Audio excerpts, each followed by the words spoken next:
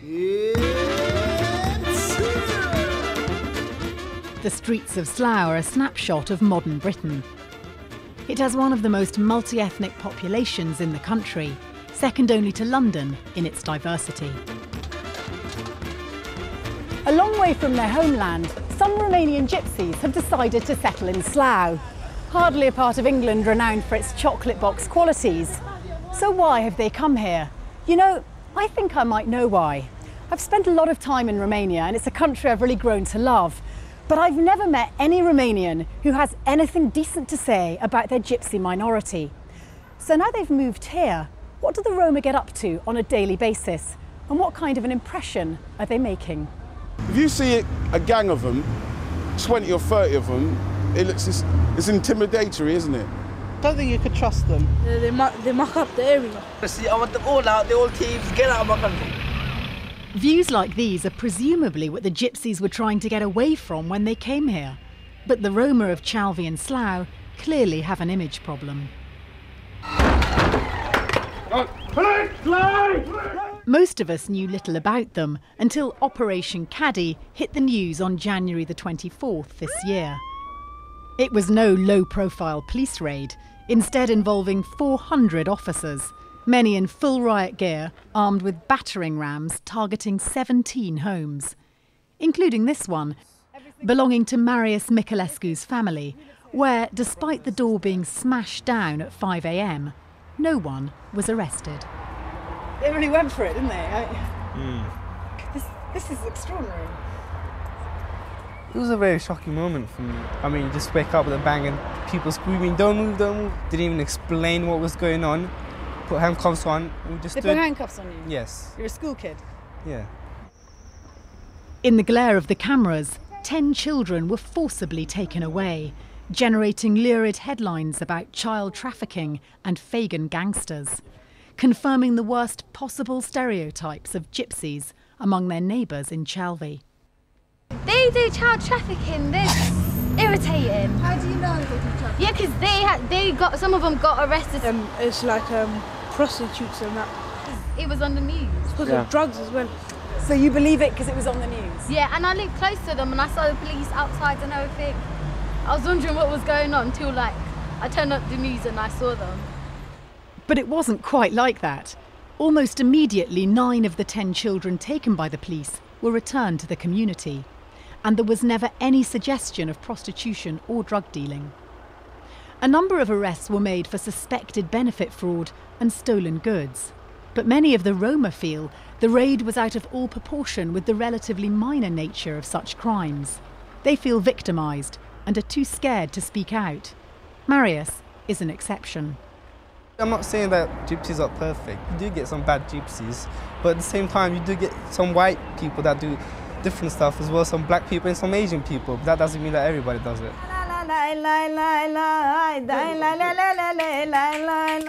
Marius's mum, Elena, keeps an open house. At any given time of day, her kitchen is full of a happily chaotic extended family, and even adopted strangers like me. How many children have you had? I have 5 children. Okay, and that for us is many children. Is that normal? Normal, 5, 6, 7, 10. 10? Yes. I like too much children. I'm like too much. Every gypsy like too much children. It's very important in your culture, yes? Yeah. The Miculescus arrived in 1999 when they were granted asylum.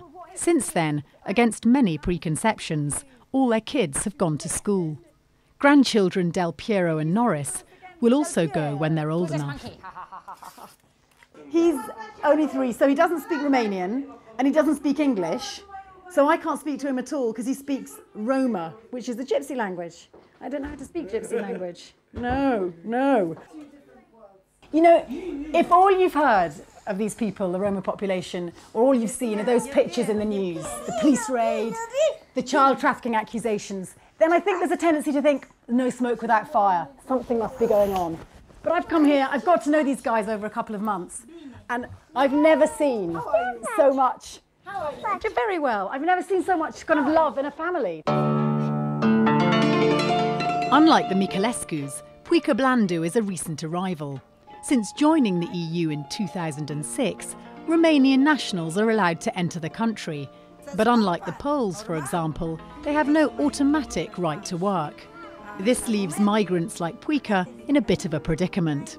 So no surprise that at the end of our first meeting in Chalvi, she was asking me for money. I asked her about the negative image the gypsies have of being beggars and thieves and using their children for dishonest purposes. Was this fair? It's not fair because if we were given work, we wouldn't do such things. But if they don't give us any work, we need to do something because otherwise we would starve in the streets. So does that mean if you don't have money, you sometimes have to do things that aren't honest? Yes, yes. But do you do anything that isn't honest? I'm honest if I have work and getting money, but if not, then what am I supposed to do? Grin and bear it? I go and beg.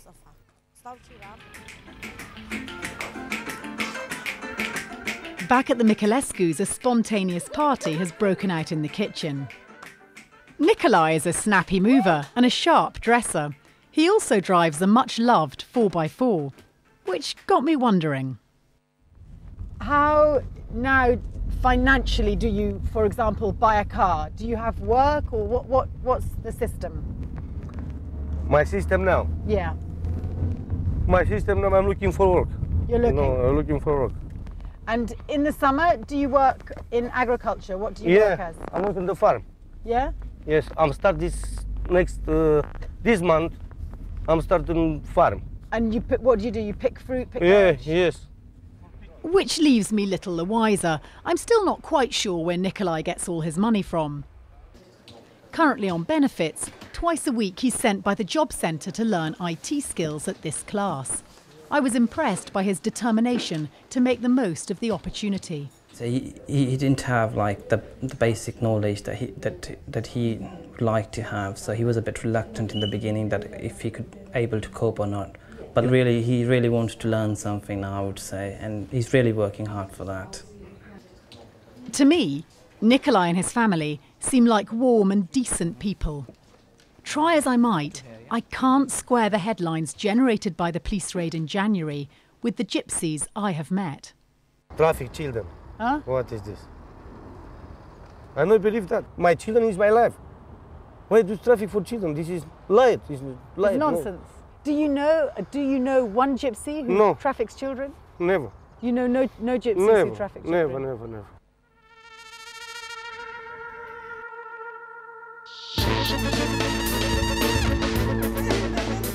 Last Sunday, the gypsy community celebrated their Easter, and I was invited. Everyone dressed in their finest. The music was loud. A whole lamb was readied for the feast. Even the sun came out after a storm. And a little bit of Romania was created right here in the unlikely setting of Chalvi. Gypsies definitely get a bad press, and that's the reason I came here to Slough, to find out what was going on behind the stories.